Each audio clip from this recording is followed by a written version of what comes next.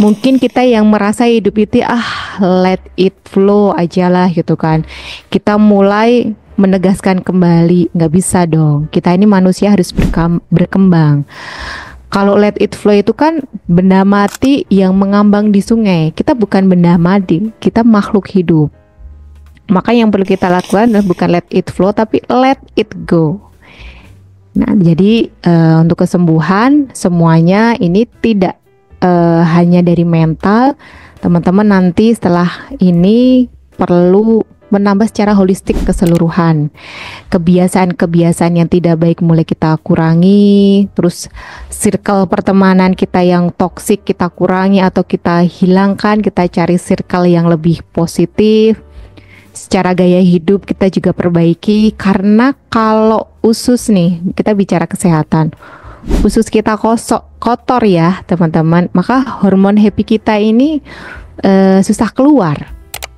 Tanda ususnya kotor gimana teh? 1, kita BAB-nya bermasalah.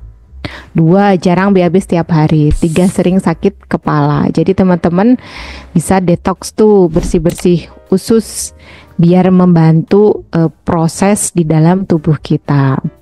Aktivitas yang positif dan ngecharge isi hatinya. Kurang lebih seperti itu ya Kak Jani ya. Kita lanjut. Semenjak resign, jadi merasa nggak berharga, nggak bahagia, tertekan dan lain-lain nih. Merasa tidak berguna, lebih tepatnya ya Kak Ana ya. Seperti menjadi sesosok orang yang cuman begini aja mah nggak bisa menjadi pahlawan di dunia gitu.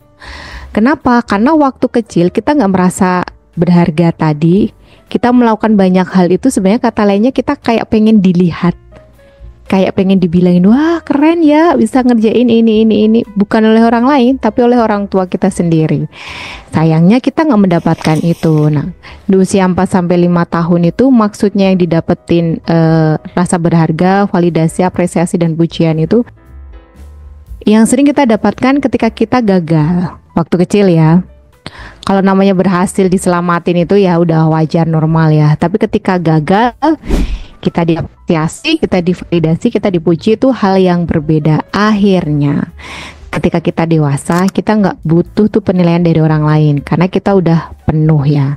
Nah, jangan-jangan di sini teman-teman ada yang kecanduan hormon kortisol dan adrenalin. Saya ngobrol dengan siapa ya? Saya agak lupa ya. Oh, saya terapi 2 hari yang lalu. Terapi 2 hari yang lalu online itu ada klien yang pokoknya hidup itu harus punya target, harus ada yang dikerjakan setiap hari, nggak ada yang dicapai. Kita nggak boleh terlalu santai gitu. Hidup itu harus benar-benar dipikir dengan serius. Saya bilang, qadarullah beliau ini sebelumnya kena kanker payudara. Saya bilang ke klien tersebut, ini namanya kecanduan hormon kortisol dan adrenalin. Jadi kalau nggak ada hormon itu, tubuh kita kayak nggak bisa bergerak gitu. Jadi kalau nggak merasa tertekan, nggak merasa stres, kita merasa tidak muncul potensi-potensi kita. Nah itu salah satunya tubuh kita, sistem tubuh kita error. Udah dalam under pressure yang tinggi, baru kita keluar potensinya. Nah kita akan selalu merasa oke, saya akan mepet aja nih, baru keluar nih. Itu di sana.